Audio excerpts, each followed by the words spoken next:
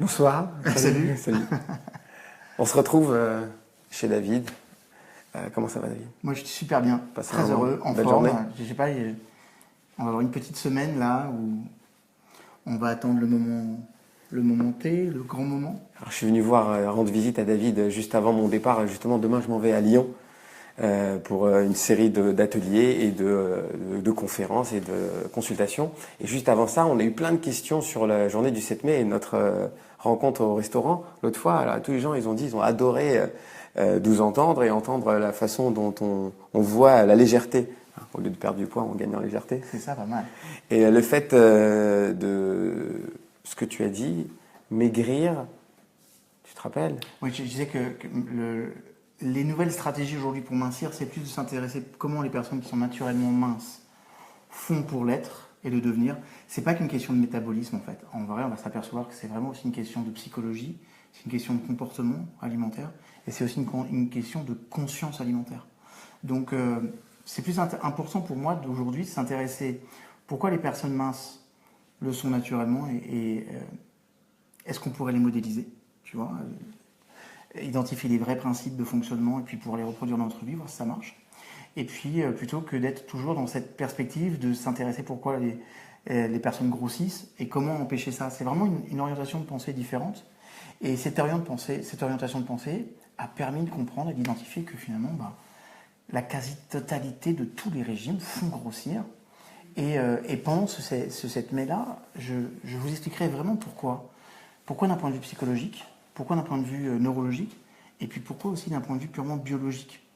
Et cette conscience-là, elle vous amènera peut-être à avoir un rapport différent avec l'alimentation et les régimes. En tout cas, c'est le but. Ouais, et c'est là où on se rejoint, et c'est là que je voulais expliquer par rapport au message qu'on a reçu. En fait, la technique de l'anneau virtuel, hein, les gens pensent qu'on va mettre un anneau virtuel à l'intérieur. C'est vrai que ça peut faire peur parfois. Voilà, exactement. Donc en vérité, l'anneau, le haut, c'est une alliance. Alliance entre conscient et inconscient. Parce que là où on se rejoint, effectivement, c'est le but, c'est tout se passe ici. Si ici, il y a une expression en hébreu, on dit rosh kal, gouf kal, ça veut dire que si la tête est libre, le corps devient libre.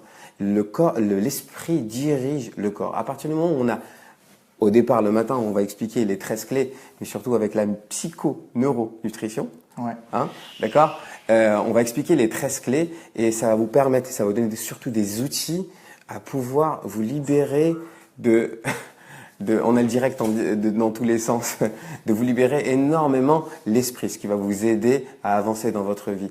Psychoneuronutrition, je t'avais demandé de l'expliquer exactement, mais on va rentrer un petit peu dans le détail juste pour donner un petit peu de... En fait, si tu veux, il y a quand même un courant de pensée dans les années 90 qui a commencé à présupposer que la prise de poids pouvait être une conséquence d'une dynamique psychologique. Maintenant, on veut plein de choses au niveau psychologique. C'est-à-dire, la psychologie, elle va être, on appelle ça le monde de l'esprit. Et en fait, on va considérer que ce que je veux, ce que je pense, c'est quelque chose que naturellement mon corps devrait faire ou que mon cerveau veut mettre en situation. Or, on a tous voulu des choses fortement et il ne s'est rien produit derrière. Par exemple, on a voulu s'astreindre à un régime, on n'a pas réussi. On a voulu se discipliner pour faire du sport, ça n'a pas marché. On a voulu éloigner certains aliments de notre vie, ça n'a pas marché. Ça, c'était la sphère de la psychologie. Et les neurosciences ont commencé à dire, si vous ne faites pas une alliance entre cette psychologie et la façon dont vous organisez concrètement la neurologie, ça ne peut pas fonctionner. En clair, le cerveau, il change beaucoup moins facilement que l'esprit. Donc, vouloir quelque chose par l'esprit, c'est bien. Permettre un lien entre ce cerveau et cette neurologie, c'est beaucoup plus efficace et beaucoup plus puissant. Et tout ça en lien naturellement avec ton schéma nutritionnel, psycho, neuro, nutrition. C'est-à-dire que cette triple alliance, elle permet d'avoir un engagement qui est naturel. Ce qui fait qu'à un moment donné, on ne va pas jusqu'au bout d'un régime ou d'un engagement, c'est qu'on a un truc qui s'appelle la résistance. Voilà. Je vous expliquerai aussi pourquoi, quand on n'engage pas les 4 parties essentielles de notre cerveau dans l'atteinte de notre objectif, notamment celui de la perte de poids, s'il y a une seule partie du cerveau qui n'est pas en accord, qui n'est pas engagée, obligatoirement derrière, il y a ce qu'on appelle de la résistance. Et la résistance, le problème, c'est que ça ne tient pas sur la durée. Dès que tu es dans la résistance, pour compenser, il faut que tu sois dans la volonté. Et la volonté, ça ne tient pas dans la durée. Et encore moins avec les générations. Je vais dire deux choses. Encore moins avec la génération de jeunes comme les nôtres, mais encore moins avec les feuges qui sont des grands kiffeurs. Et là, je peux te garantir que dès que tu mets une contre-volonté, c'est pas possible, ça marche pas, quoi. Désolé, excusez-nous d'être feuges, mais on est quand même des kiffeurs de base, tu vois. Et donc, il faut vraiment mettre ça en place, quoi. Ouais. Bon, mais pour tout le monde aussi, hein, parce qu'il y a énormément sur la page. Mais de toute façon, ça s'est étendu. Bien évidemment, vous avez pu comprendre qu'il faut déterminer un objectif. Et on va en parler dimanche. La détermination d'un objectif est le plus important. Et souvent, c'est la problématique, c'est que vous pensez à quelque chose et votre objectif, c'est une raison secondaire. Tu connais ça, hein? Ouais. Les gens, quand ils viennent, je leur demande en quoi puis-je vous aider vraiment et qu'est-ce qu'ils disent? Je veux maigrir. Et pourtant, c'est juste un moyen d'arriver à leur objectif réel. Et aussi, surtout, parler positif, puisque en fait, à chaque fois que je pose une question de ce style, c'est je ne veux plus, je ne veux plus, je ne veux plus. Et je regarde jamais ce qu'ils veulent.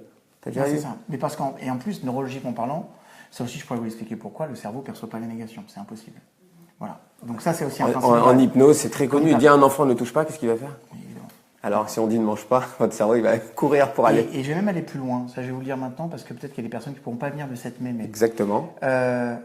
on est dans une période où, à peu près 2-3 mois, voire parfois même 6 mois avant l'été, pour se débloquer de conscience, tu as tous les journaux qui vont afficher perdez 3 kilos avant l'été, perdez ceci, perdez cela.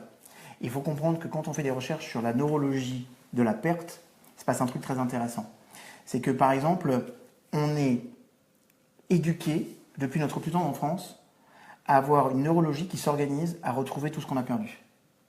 En clair, si par exemple, tu perds ta montre, dans ta tête, il y a un coin de ta tête qui dit où est-ce que je peux la retrouver? Et en fait, le concept de perte est déjà un concept d'échec. C'est-à-dire que c'est la raison pour laquelle il ne faut jamais perdre du poids. Ça ne sert à rien, il faut retrouver un point de forme, ou alors il faut créer son poids de santé.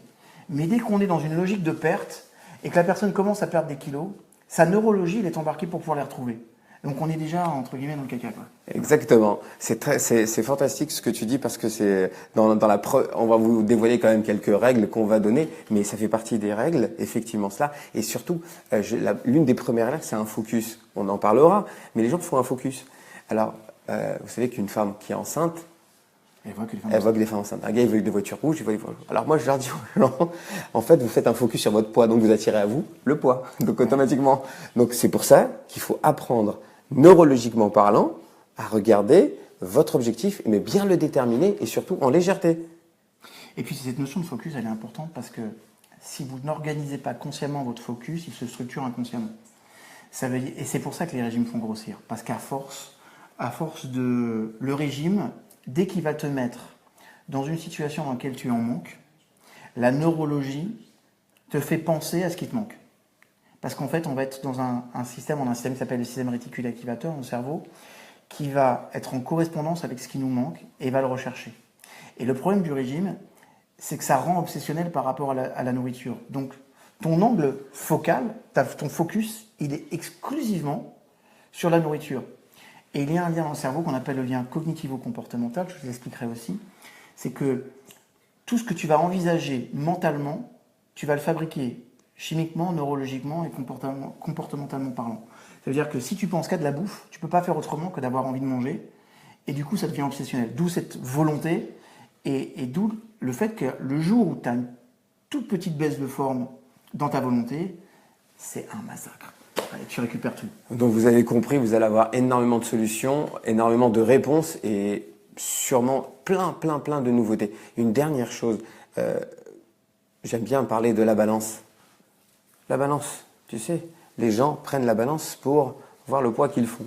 Alors, moi j'ai l'idée, bon, on vous la donnera dimanche, mais donne-leur déjà une... Moi je suis partagé par rapport à ça. Je pense que c'est bien à un moment donné d'avoir un retour sur les résultats qu'on a pu avoir. Mais une fois encore, il faut faire attention que la balance ne devienne pas un petit obsessionnel. Voilà. Par exemple, se peser une fois par mois, je trouve ça bien. Voilà. Et ce qui est le plus important pour l'esprit, parce qu'en fait, il y a un rapport, tout le rapport au régime est un lien profond avec l'image de soi. Dans l'image de soi, il y a une notion d'image. Ce qui est le plus important, j'ai presque envie de dire, c'est pas le poids que vous faites. Parce que le problème, si on regarde, je vais vous donner un exemple. Moi, je pèse 90 kilos, d'accord? Si je regarde tous les indices de mesure, compte tenu de ma taille et de mon poids, en vrai, je serais proche de l'obésité. En France, je serais proche de l'obésité. Maintenant, il faut prendre en compte la masse musculaire, la masse osseuse. Il y a des personnes qui ont une masse osseuse plus fine que d'autres, et ça pèse. Et donc, c'est la raison pour laquelle le poids n'est pas le critère idéal. C'est la façon dont, d'abord, je me sens en pleine forme, et ce que je renvoie comme image. Et ça, une fois encore, il y a un travail à faire pour qu'il n'y ait pas un décalage. Parce que parfois, entre l'image, la vraie image qui est reflétée et celle que je mentalise, il y a une vraie distance. Et il existe aussi des moyens pour rapprocher, pour que ça soit plus cohérent et plus juste. C'est pour ça vous verrez que les anorexiques, ils se trouvent toujours énormes.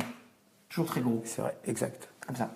Donc c'est exactement ça, c'est bien déterminer votre objectif, d'exactement savoir ce que vous voulez. Alors, je vous invite bien évidemment à partager cette vidéo, puisque il y en a plein qui ne sont pas encore connectés. Vous avez intérêt de partager cette vidéo, parce qu'il faut savoir que toutes les personnes qui ont partagé cette vidéo seront bénies sur au moins 12 générations. C'est 12 générations bénies, parce que vous avez partagé cette vidéo, c'est quand même énorme. Voilà. Donc je pense qu'il faut le faire. Allez, rendez-vous le 7 mai.